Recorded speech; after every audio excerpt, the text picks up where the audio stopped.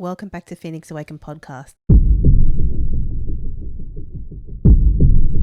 Today, we're going to be talking about what the realm needs and what Jason discovered about the realm and what he believes and what I believe as well that the realm actually is based on or what it actually needs. So I'm going to hand it over to Jason to explain what he got. So this was a couple of months ago, 2 or 3 months ago, and I was just outside because I like the nighttime. I like walking around because you're a day or early morning girl. Yeah, love the dawn. Yeah, I like the nighttime. And I just had this breeze come over me, and then I just all of a sudden was starting to receive information on life, the game, the realm, whatever you want to call it, needs love. And then I was receiving all the conversations I had with many people over the years, whether they were people were angry or upset or whatever was going on with each other. And what they were calling out for was to be loved and accepted. And it's very hard to explain because it's a little while ago, but I just had this epiphany or awakening on the importance of the love frequency. Because we were talking about the other day how the love frequency is a very nice, smooth energy. Unconditional love is a beautiful, embracing, non-judgmental, caring, nurturing energy. And at the end of the day, that's what everybody really desires. Even down to a point where, because if you don't have the love vibration with you, you're not in that love vibration. In a way, you're very disconnected or separated. Yeah. To be always in that love vibrational frequencies like we need to be, because we are at the end of the day, we are all connected on so many different levels. And my understanding is, this is what I'm getting now as well, when you're out of that love vibration, you really are in a separation vibration. The moment you are connected and you feel fantastic, that's when you're more in that love frequency, which is what we all need to be working with. So I just was getting all this really awesome stuff about the importance of us learning to be reconnected, and I'm even getting forgiveness coming up as well, because people, I mean, we all do it on a level. We all have upsets or gripes with each other, and at the end of the day, the importance of forgiveness and acceptance, because we all have a point of view as well, and we need to learn to forgive each other and accept our differences and our different perceptions, because everybody's perception is different. And that's what I was getting, all this amazing epiphany, enlightenment, download of the importance of love, which is easier said than done, because when somebody upsets you, you sort of pull away from them, pull away from that situation. So it's us learning to remain in that love vibration as much as you can. So that's what I was getting the other day. You are right when you say that when people do get hurt, they pull away, and people do generally do that because they don't want to get hurt again. It's kind of like, because everything is a relationship here, whether it's a spouse or a family or a friend. If that person who's important to you does hurt you, you do kind of tend to move away from them, because you don't want to be in that vulnerable state again. Maybe receiving, we have a relationship with everything around us, with nature, with anything that we are connected with. There is a relationship, because we've talked about the crystals, how I see them as we are in a very beautiful, harmonic relationship together, partnership, working together, not like, I own you and you do as you're told, or you will, I'm the dictator of that, because I perceive myself to be bigger and stronger, which at the end of the day is an illusion. It's just we're all vibrating at different levels, and different levels of consciousness, different levels of expansion as well. And it's like we've got lost within this chaotic soup of separation. So I feel for us as a collective and individually, we are needing to, because we're talking about building bridges, we need to rebuild bridges on other levels with each other, especially those who are hurt us. But sometimes it's easier said than done as well, because there's some bridges you don't want to build, or you feel like it's too toxic. You're better off Just not leaving the just bridge. leaving it alone. Well, I feel like on a level, yes, you can mend a bridge by maybe letting go of the anguish and the pain and having some forgiveness, but it doesn't necessarily mean that you actually need to reconnect back to that person. I'm even going a bit bigger than that with, say, tribes or nations. Yeah. Maybe sometimes you can't mend that, but you can still have some sort of understanding. Yeah. That's what your beliefs are. That's what your beliefs are. Let's see if we can respect each other's beliefs. And as long as we're not harming each other, we don't need to be besties, but a mutual respect on a level. Yeah, and that's what I believe as well. I believe you don't have to, be besties, live in each other's pocket, and because you still have your own boundaries and things like that. But as long as there's a mutual respect going on, then I feel like that is part of the healing journey. And then in that regard, you're not actually it's kind of like you're mending the bridge, but you're also setting a boundary as well. Yeah. Because mending bridges is important, like you said, for connection, but there are some times when, like you said, it might be better for the bridge to stay how it is, but also be in a place of compassion, healing and understanding. And in that way, you can let go of the emotional hurt that you've been carrying as well. Yeah. I feel that we are going to be moving to another level, all of us, where we need to relook at separation, because there's a lot of energies out there that want to all keep us in this separation frequency, and that is very isolating, very lonely. It can bring up a lot of triggers and a lot of pain and a lot of old past hurts, not just individually but as a collective as well. And yeah, we need to start becoming more, what's the word I'm looking for? Unified? Yeah, unified, but be mindful of our feelings and our thoughts, and how we also keep ourselves being separate as well.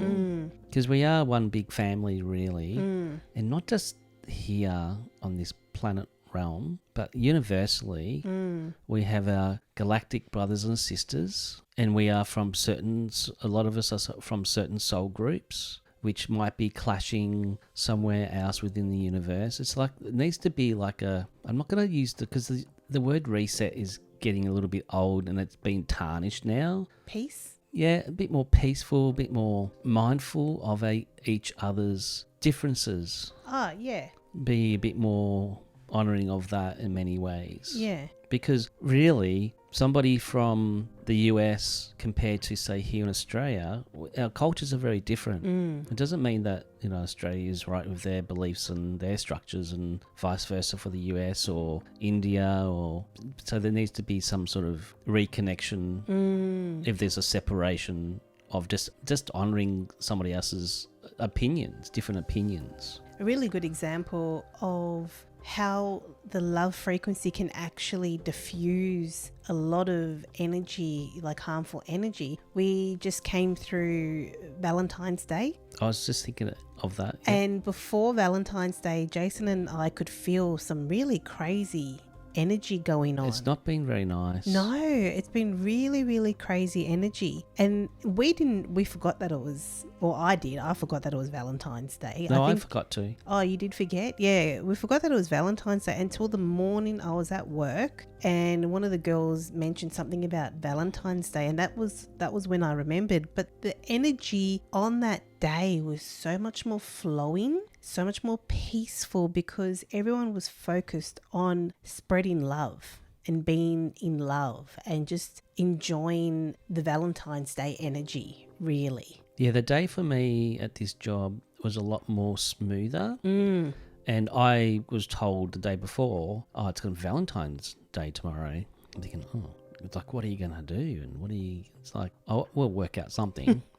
And everybody was mucking around, having fun with it. And, maybe you should take out your wife to KFC for a date or something. We're just being silly boys. And then the day came, and I did notice, like you were saying, that the energetics of that day, and I thought it was just me, was a lot more smoother. lot Yeah. more a happier frequency and a lot less interfered with. Yeah. And I thought, and I thought it was just where I was, but then you said, no, like your day was really a lot more smoother, a lot more happier. Yep. You could feel the difference in the vibration. I thought, wow. And we talked about us doing these podcasts on the love vibration. I thought, geez, we've got to put that in there because it really was amazing. It was really amazing. It was amazing because the day before the 13th, I'm not sure about you, but I know for me, driving around, it was so chaotic on the energetic level,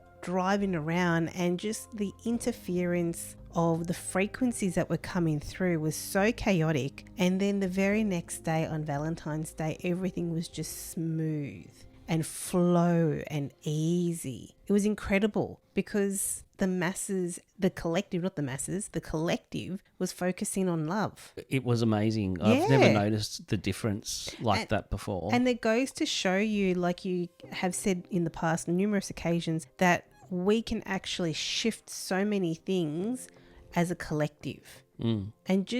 And that one day just showed to me exactly how amazing our energy is when we are all focusing on the same thing, like love. And you know what? One of the things I'm getting now with this, the reason why the day was smoother and nicer, because people are focusing on other people that they cared and loved, not necessarily thinking just about themselves. They're thinking about, oh, what should I do for my partner, my wife, my girlfriend, my boyfriend, Even your children. yeah. Yeah, because my parents have always given me a rose or done something on Valentine's Day with me. So there will be families out there that even possibly have like a family day for their children to celebrate Valentine's Day. Yeah, we haven't done the research on the beginning of Valentine's Day. No. But we don't need to because it's not about Valentine's Day. No, it's not actually about Valentine's Day at all. It's more about the fact that the love vibrational frequency. Yes, exactly. Because I've done a lot of work with the magenta violet flame. It's meant to be, it's more like a pinky violet, which is from my understanding is from, you work it from your heart space. And that is meant to help clear lower densities or separation energies and really help to clear that. And it's also, so they say the violet flame, which I've done, you can help transmute, if you believe in karma and issues, that will help. And I'm just thinking now, because it's got the pink ray in it. Oh, yeah, of course. Yeah. Yeah. So if you could visualize the magenta or pink ray as like a fire, and anybody out there is doing it tough, even visualize yourself in the magenta pink fire. And just set an intention for it to burn away anything that's heavy or holding you back. Yeah, to make your energy more lighter and able to move forward and, maybe even resolve the issue that's going on. Yeah, resolve the separation, which comes back down to you feeling separate from that person that you're really angry with, but at the same time, really, behind the scenes, you are needing their love. And what comes up now is different love languages. Yeah. Because we all have different love languages. Yeah. And there are books on that, and it is fascinating. You got people who their love languages. I think there's gift buyers. There's people that just love to receive and give gifts. Yeah. There's people who are auditory. They want to hear the words. So they need to hear the words like, I love you, and all that sort of thing. And then there's people who are very tactile. Yeah. And then there's people who are want you to do things for them. So they call these people like service people. How they need people, like, for example, women who are carers, in a way, yeah, or people that want you to do tasks for them. Oh, yeah. So if you, for example, went over to your mum's house and cleaned her house, she'd love you forever. Yeah. That type of thing. Yeah, I know what you're talking about. Yeah. Yeah. So there's also that playing out as well on another level as well. And it's interesting that you bring that up because not everyone understands the different love language. Well, say, for example, there's a couple going on. One is a female, her love language is gifts. The male is tactile, for example. And the female might think, that the male is actually not loving her because he doesn't understand her love language, Yeah. and vice versa. So he might not be buying her gifts, but he's very hugging and very feely and very tactile. And that's not her love language. That's his love language because that's what he's needing, and vice versa. She's not doing the same thing for him. So people need to understand, which I don't know if everyone would understand it, but it'll be a lot easier if everyone understood what the love language of that person is. That goes down to children, family members, and things along those lines as well. And another one that I forgot, time. Oh yes, that's right, spending time with someone. Yeah, Because you're a bit of a time person. I think I'm a bit of a everything person. Yeah. I'm a bit of a gift giver, a time, tactile, You're an all-rounder. Yeah, because the reason why I thought of that, because I'm talking about your dad the other day. He's a time person. He's a time person. Yeah. So he's just happy to spend, he doesn't need gifts. He doesn't need, a lot. He just for you to be in his space. Yeah. A bit of time. Even watching a movie. Yeah. Happy as Larry. Well, I'll bring up when I went to my parents' place on Friday, they needed light globes put in. And I was sitting there with my mum, chatting to my mum. My mum's a gift person. Yes. She's very much a gift person. But I think she's also getting to the point of time Yes, as well. as she gets older. As she's getting older, she's getting to more time than gifts. And I was actually talking to my mum, and mum mentioned to dad, your daughter's here, why aren't you spending time with her? And he said, well, because she's talking to you. But he was quite happy to be in the computer room just as long as I was in the house. Yeah. He didn't mind that I was spending time with him or not. It was just the fact that I was in the house. Because your energy was there with him anyway. Yeah. So it's gotten to a level where he is time, but it's more of the fact now where it's time, but as long as he gets to do what he wants to do and I'm somewhere in the house, talking to mum, it doesn't matter anymore. Whereas, as mum's getting older, I think she's gone from gifts to time now. Yeah, I'm really feeling nudged to express to everyone if you can get some information on the different love languages. And that would be amazing if the countries had their own love languages. They probably do, actually. That's what I'm thinking. Because each country comes from a base understanding or a base... I mean, Australia, I'll use Australia as an example, but the base understanding for Australia energy is, the convicts of England. But that's not, I'm just getting, that's actually not the true base. The true base would be the indigenous people that have been here before us, which would be working with the land. So how would you put that into a love language? Because what are the different love languages again? So time, service. Service. Ah. Because it's looking after the land, looking after the family, and it goes vice versa. Oh, that's true. You look after the land looks after you. Yeah, it's an interesting one. I only just got that then, that it's actually not based, because we used to base it on the English arriving, which is more convict energy, but they're not the first people. No. Not the original people. No, the indigenous are the original people. And what their energy is actually working with the land, which is based on community, which is based on connection. Yeah, that's good. So going from the micro to the macro. Yeah, the love frequency is a very, very important one. And it'd be good if we could start to be a little bit more conscious of that around us, and a little bit more respectful and with each other. Yeah, we said before in many podcasts that it needs to start with us first. From within. Then share it. It's a good thing that you picked up that the realm actually, it needs connection and love, because like you said previously, there has been incidences in the past, especially in the past 3 years, that has really tried to focus on separating people. Yeah. And now that the past 3 years are now over and done with, there is still more, let's say, ideas and notions of things that people want to play out that could still separate people even more. And it's not necessary, I'm not talking about the separation from human to human. I'm also talking about a separation from your heart space too. From a genuine heart space, because there's other things coming in that are trying to separate people from their heart space, from their creativity, from their uniqueness of who they truly are, and send them more into a place of narrowness. Fear? Fear. Because we both know, well, a lot of people know that fear is a really good tool for separation and to second guess yourself. And love is the opposite of that.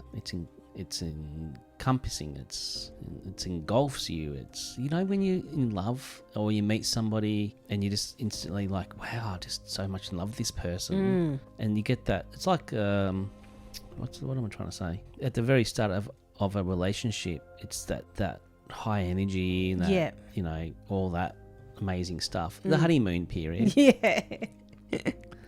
You just got to get through the honeymoon period. If you can get through the honeymoon period and then last through all the years after and still feel that same way, then you're on a good thing. Because at the start, it's a bit, you're in lust. It's new. It's exciting. You really do get tested with the love frequency and patience with each other as time goes on. And you can't rely on your beauty forever. No. That's why it's really interesting to see, and really nice to see old people still holding hands. Yeah. Walking down the street. Yeah. Yeah. Or giving each other an ice cream. Yeah. So it's all these little things that add up to help with the love frequency, isn't it? And the importance of it. And you're right. Connectedness is a big one. Especially even if it is feeling a separation or a gap from a physical person or from your dream that you want to create as well. If you can close that gap of separation or disconnection from the person or the dream, that's when the love vibration can come through as well. Like your heart space can open up and doors can open and you just feel this all around, I don't know, goodness in a way. Yeah. It's like there's this just inspiration. It's almost like the walls are breaking down. Yeah, that's right. Yeah, that's good. Separation is like the walls are around you, and the love is like the walls or the boundaries or whatever you want to call it are down. Yeah. And there's flow, because love is flow. Yeah, exactly.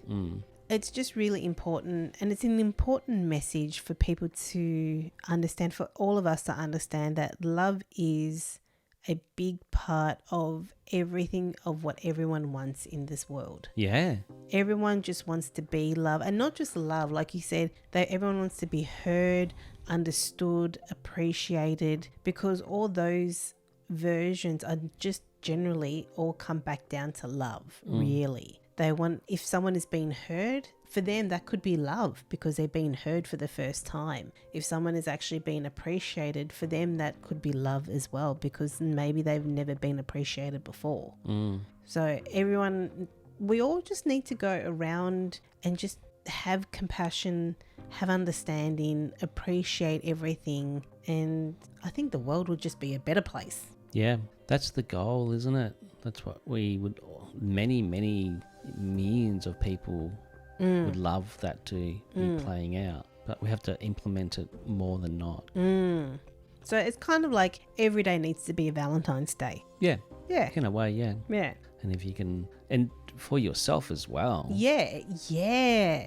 That's a big one. I think self-love is a big one for people. Because there's a lot of people, out there who are very good at giving, but not very good at receiving. That's a good point. I know that with me, I'm very good at receiving, very good at giving. You're the other way around. Yeah, very good at giving. And I've had to learn to receive. Yeah. And I find that hard, maybe because of my upbringing. I feel that I was trained or programmed to always give and make the other people happy, and you've been the same as growing up as well, people pleaser. Yeah, I've been a people pleaser, but I'm also very good at receiving because I haven't been very good at giving, because with my upbringing there wasn't a lot of giving. So you're never shown? I was never really shown, but maybe that comes back down to love language as well, because I didn't quite as children, you don't understand. No. what the love language of your parents is.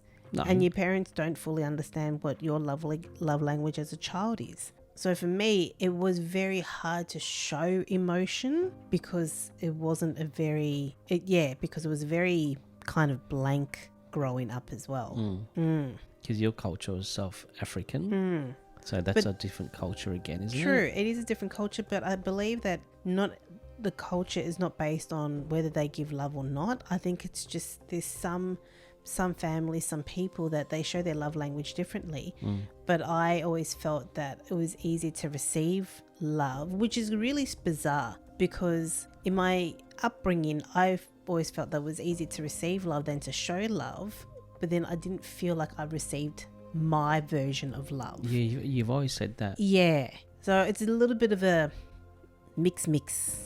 It makes no sense, but it's a bit of a mix. So, for example, this is what's coming to mind now, is like you can give a child as a child and you give them all the gifts, all the presents. They've got everything they could ever dream of, but their love language is needing time. Yeah. And needing cuddles. So all those gifts, all that money throwing at them is a waste of time. And that's what you're saying in a way.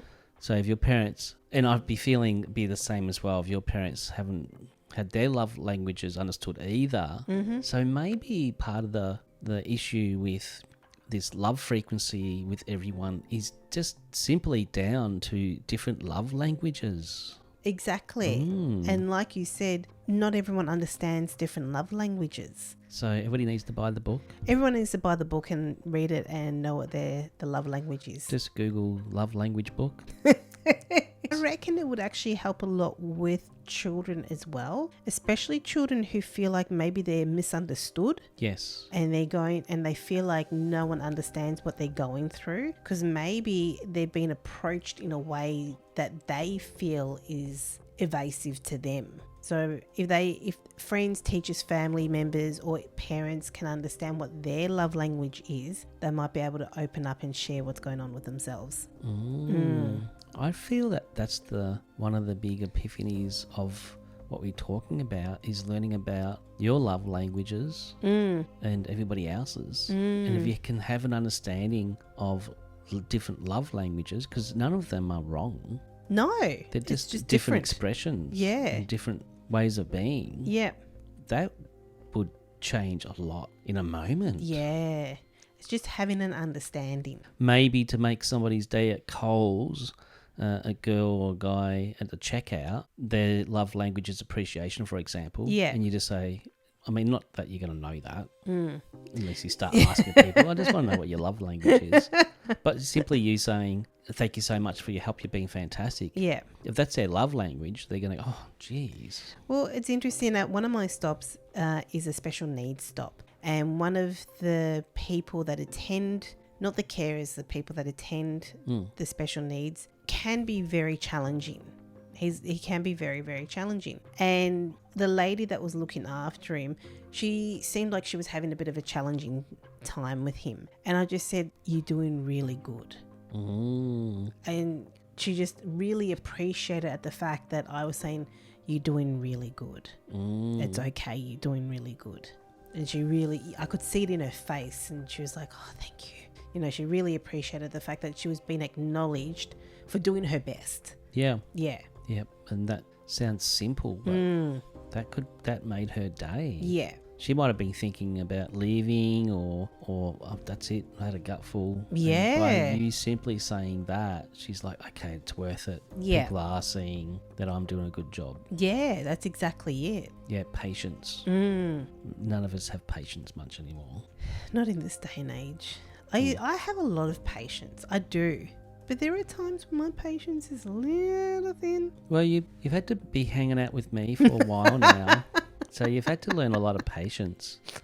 She's very patient with me, everyone. No, I've had a lot of patience even before me hanging out with you. I think you have taught me a lot about You've taught me so much. You have taught me about being able to express myself. Because even last night, I was on my phone and I was watching little shorts of YouTube of the movie The Blind Side. Gets me every single time. And I just bawled my eyes out because because it's based on a true story, and I just felt the compassion in the movie. I just bawled my eyes out. But you just let me bawl my eyes out, and you're like, it's okay, you're safe. But yeah, you just let me bawl my eyes out. Try to be Mr. Fix-It, but I'm thinking I don't know how to fix this. Well, you can't be Mr. Fix-It because I just said, baby, maybe we just need to calm down on that sort of content.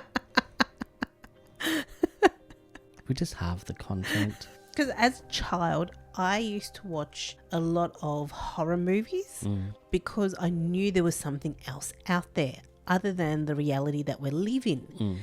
And all the movies that are based on supernatural are all horror movies. And because I used to watch a lot of movies as a child on horror, it put me into that scared frequency. Like I couldn't, But now, being with you, I'm able to watch movies that really pull at the heartstrings on a level that make me feel that good, happy, love, compassionate, kind of feeling. And then I end up bawling my eyes out. So it's the opposite of what I grew up with, which is actually a very freeing experience. To be able to express yourself and not feel like you're doing something wrong. Yeah. Yeah, even through tears, for example. So you don't have to hold on to that. No. Yeah. Of course. That'd be mean of me to stop crying, Alison. You're such a naughty girl for crying. But it's not even that. It's like being teased for crying. Yeah. It's like, oh, are you crying? Oh, why are you crying? Kind of thing. But no, I bawled my eyes out. I got out whatever energy I needed to release. And that's love, baby, because you just let me cry for no reason. Yeah, because I love you. I love you Oh, too. it's getting a bit mushy now, everyone. But we have permission because we're talking about love. So that was an awesome experience for me last night. Yeah, that's nice. And that sort of thing can open up the heart as well. And a bit more compassion and all that sort of thing is really, really important. Yeah. Because I think we do hold back from each other. Well, not like everyone. Yeah. What you said before. We hold back from each other so we don't get hurt.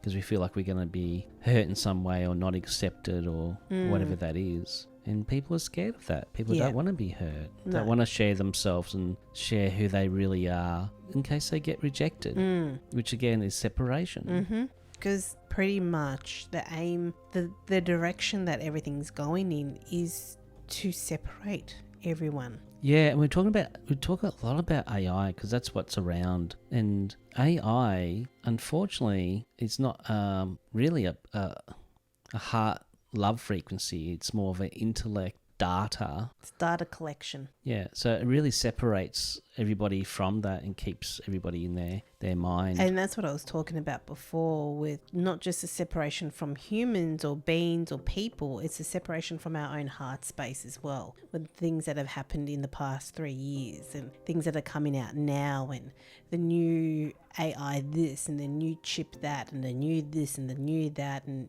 it's all about separating the mind from the heart and keeping everyone up here. Not to say that this is a high frequency, but to keep everyone in the mental scape instead of actually bringing the mental and the heart together and really bringing that heart, that love, the feeling, the emotions coming through as well. Yeah, because we're feeling beings. We're really based on feeling. And manifestation comes into that as well. Yes, you need the intellect or the mind energy, but you also need the heart as well. The feeling of it, the passion for it, the fire for it. And that really does speed up the process of creating something within your reality. Yes. So I'm getting equilibrium. So we've just done a video on equilibrium. That is all about same, grey, bland, and no emotion. Yes, no feeling. No feeling. Feelings were banned. Yeah, you were sentenced to death if you had feelings. That's pretty serious, isn't it? Yeah. That's very disturbing. Yeah. And everything was all based on mind control, mind manipulation, no emotion, Yeah, and this, what we're talking about, is the exact opposite of that. And be no intimacy either. No, it'd be like timed intimacy, or because they would have to reproduce on some level. Pod babies. There's a possibility. They didn't actually show that in the movie, but yeah, it's a possibility. So that's another thing as well. If you're producing or having children with no feeling, no love, that's going to create, that's the intention of creating that child. Yeah, well, that's exactly it.